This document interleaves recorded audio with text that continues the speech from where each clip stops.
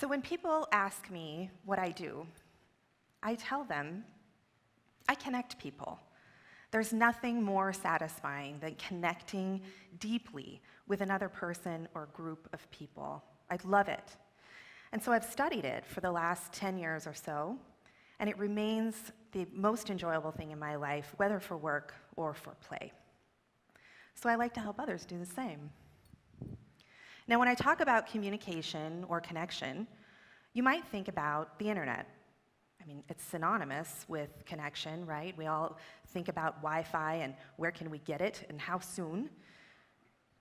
But that's not the kind of connection I'm talking about today. The connection we're going to talk about is much more important than Wi-Fi. So I'll give you a minute to digest that. More important than Wi-Fi. That's the human connection. What matters is the connection that we have with each other, right here and right now. There have been plenty of scientists and studies that talk about how we really can't live without human connection. We can't live without the touch of others. We need to be in their proximity. It is what makes us work. And yet, we spend a whole lot of time with these devices and online, and we separate ourselves as often as we can from other people. But that's our life source. So before we go too far, I need to assure you that I am not anti-technology. I'm fully aware that I'm using technology today to tell you about this. And like you, I would have to relearn my entire life and my work if I didn't have an internet connection. However, I want you to reconsider your relationship with technology. It's not that technology itself is a problem, it's how we think about it. It's the story that we tell ourselves about what it is and what its role is in our lives. So it would be ridiculous for me to say, don't use your cell phone anymore, you should go off the grid completely. That's silly. That's never going to happen. But you can tell yourself a new story. So we're going to talk a little bit about why that would be a good idea. Neil Postman is one of my favorite scholars. He's a media scholar who wrote a book in 1980 entitled Amusing Ourselves to Death. And in it, he said, "We believe nothing if not that history is moving us towards some preordained paradise and that technology is the force behind that movement." He wrote this in 1980, and he was talking about television. He couldn't have possibly known what would happen to us and to our connections and to our society when the internet came on the scene and when personal computing came to be, and then when we got all these little fun devices that we can carry around with us. So our culture tells us now, and probably always has, that what is most important is to get information and to get lots of it. The best way to get more information faster is to cut people out of the equation, and we're really good at that. We make sure that we have ATMs so we don't have to talk to people when we go to the bank.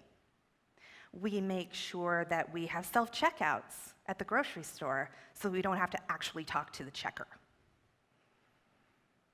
We make sure that everything in our lives, if it's possible to automate it, we do that because we want to get more information and we want to get it faster. Chief offender, cell phones. Everybody has one. I have one. Granted, it's a dinosaur phone, but I'm upgrading soon because, you know, there are things that are more convenient in life when you have a great cell phone.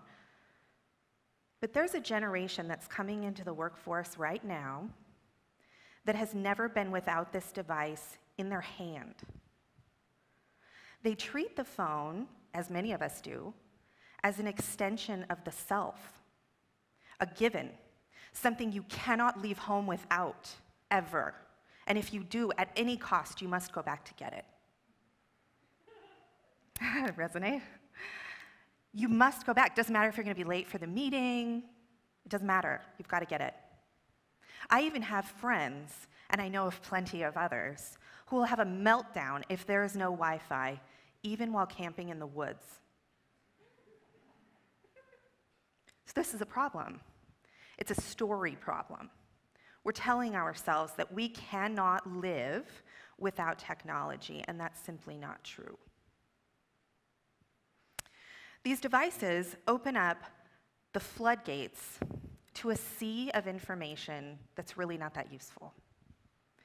If you think about your average day, we are all drowning in texts and emails. We've got Instagram photos, Facebook notifications, you name it, you are buried in information that is delivered to you via technology all day, every day. And the problem with this is all of that information makes it hard to pay attention. Another problem is that we think that information deserves our attention over all else, over all personal relationships. The information comes first. How many of you have heard this? The best way to contact me is to call or stop by.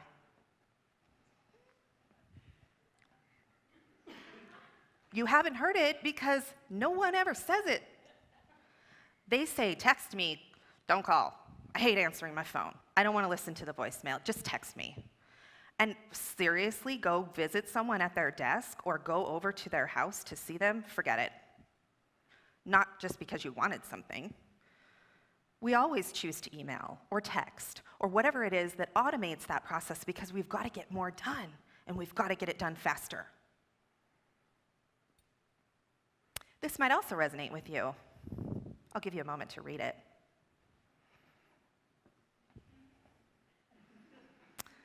Oh, I die without my iPhone, right? I sleep with it. I've seen jokes about people who sleep in bed with their phone. Is there anybody in here? Oh, well, never mind. I won't make you say, but I know there's people here who sleep with their phones. And we laugh and we make jokes about it, but that's so that we can make ourselves comfortable about something that's a pretty serious problem. It's easier to laugh about it than it is to consider what this is doing in our lives. And if you think about it, if our phones were a person, we would look at each other and say, you are codependent. If your phone, if my phone were a drug, I'd be having interventions and being sent to treatment. We all would. Because we think it's normal, and we joke and laugh and think it's okay. But it's a story, and we don't have to keep telling it. I also hear that's just the way it is. Times have changed. I mean, they didn't used to have a printing press to make books, right? Now we can read and write, and everybody reads, and it's great. Phones are the same way, life moves on, technology is a given. But that's not true either. It's not just the way it is. It's a story. It's a story that we've all accepted, and we've created it together as a group, that not only is it okay to take your phone everywhere, it's expected. Because what if there's an emergency? What if someone needs to get a hold of you? Okay, so I'll go with you on that. What if there was an emergency? Say this building burst into flame. The building's on fire now. How many phones do we need to call the fire department? Who in here has a phone? Raise your hand if you have a phone. Oh, great, okay. So you right there, could you be the designated caller if we have a fire? Okay, so everybody else relax. You can just turn off your phone for the rest of the day. This girl's got it right here. What's your name? Kelsey's got it. Kelsey will call 911. Do you feel better? No. Why? Because you've come up with 15 other emergencies. You weren't really worried about the emergency that was going to happen here. You were worried about the emergency that was going to happen somewhere else. It was at home. It was with your parents. It was with your dog, your work, some other thing. And that's what we do when we're addicted to things. We make up reasons why we can't be without it. But that's not true. And if we make an agreement with one another that it's not true, you'll stop getting grief from people when you don't text them back within 30 seconds of their message.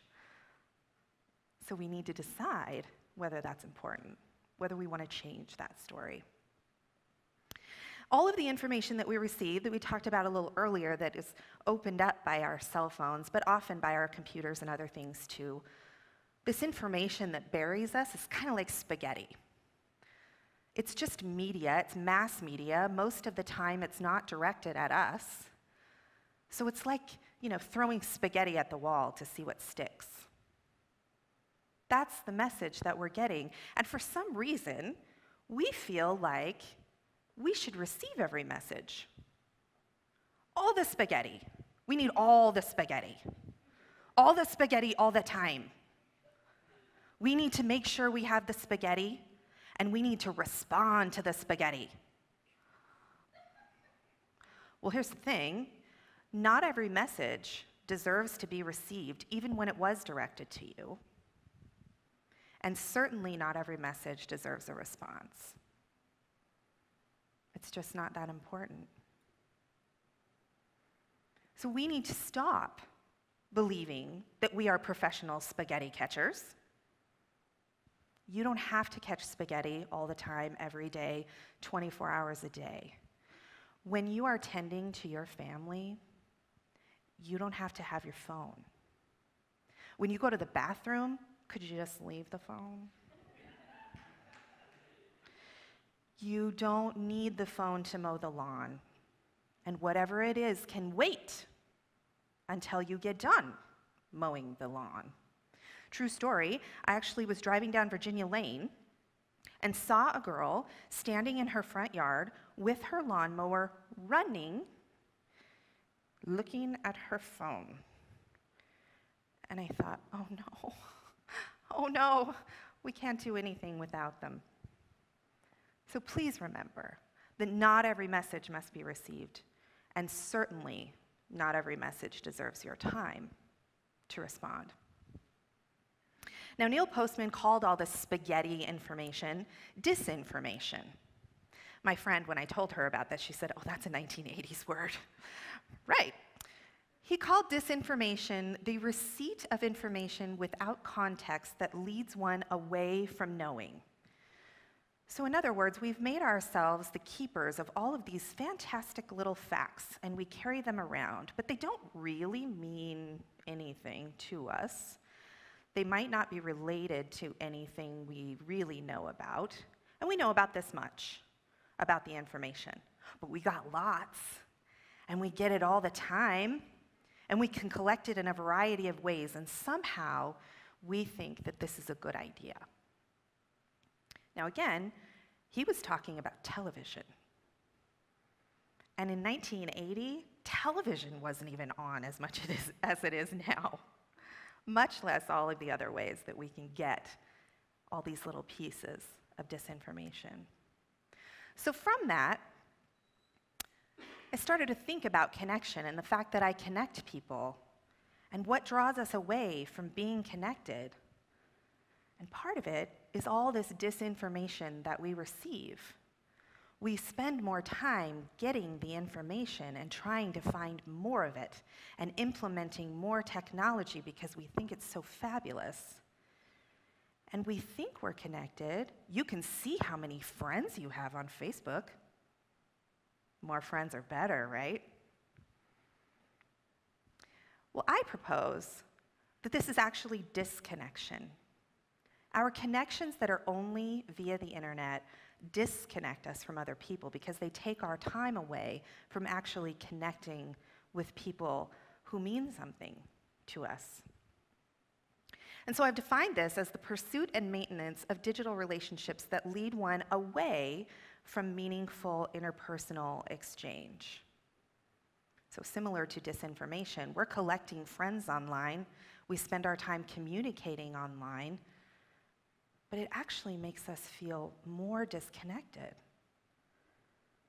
I don't know anyone who feels more fulfilled after falling down the rabbit hole of the internet for a couple of hours. And even I have found myself thinking, what am I looking for? I'm sure if I found it, I'd feel better, but I'm not really sure what the search is that I should be doing to find the thing. It's because it's not out there. It's here. It's right here where you are every day. But that requires you to be present with the people who are around you. Now, I know there's plenty of doubters and people who are saying, oh, I'm not sure about that. So we're going to do a little experiment. But first, let's talk about how life is not about increasing its speed. Tim Ferriss said this in his book about the 4-hour work week. And while most of us work more than 4 hours a week, I think we could all agree that the goal of being on this planet isn't to see how many friends we can get on Facebook or how much information we can collect. There's more to life than that. So close your eyes for just a moment. Think about someone who means a lot to you. It's okay, you can close them. I won't do anything crazy. Think about someone who means a lot to you. Can you smell their perfume or cologne or soap?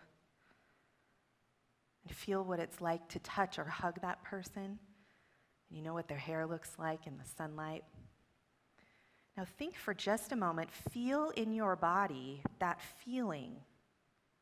Do you feel that? You can open your eyes. There's a feeling. Even when I talk about that, I get this feeling, it's good. Sort of warmth, like a fullness in the chest, right? That's what we get from being with people we love, and that's life. That's the life force right there. So keep that feeling in mind. We'll have one more little exercise. Think about the best text or email you ever got. Was not the same?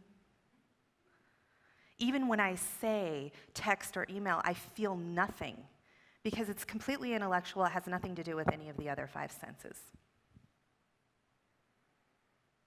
This is the problem. We spend more time with our technology than we do with people. And the people don't fill us up.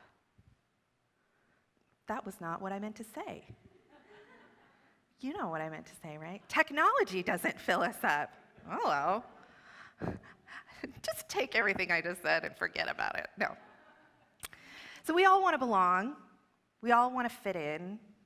And we feel like an outcast if we don't have the right technology, if we don't have the right things, if we don't have the right phone, like our MC. We want less anxiety in our lives, but we spend our time online, which actually gives us more anxiety, gives us more things to worry about, more information that we don't need. Now, I'll make one last little point before I go. All of you probably have a phone, have a picture like this in your phone, right?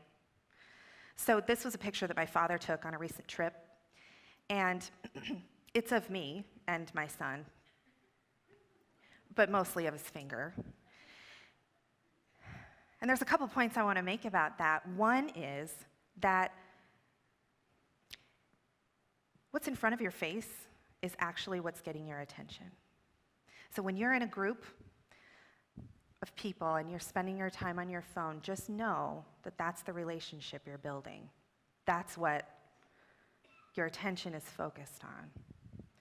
The other thing is, he didn't mean to do that. So even when you have your phone because you're sure there's going to be an emergency and you need that information, know that when you're looking at your phone in a social situation, even when you don't mean to, you are alienating other people from you, and you are disconnecting from them. So what I'd like you to do, I challenge you to rethink the way you feel about technology. Rethink the story that you're telling about it.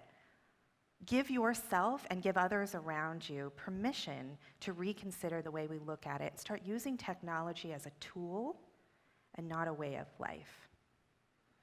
I hope that you'll consider ways that you can put your phone down and attend to what's really happening so you can connect meaningfully with people around you. And I hope you'll ask others to do the same.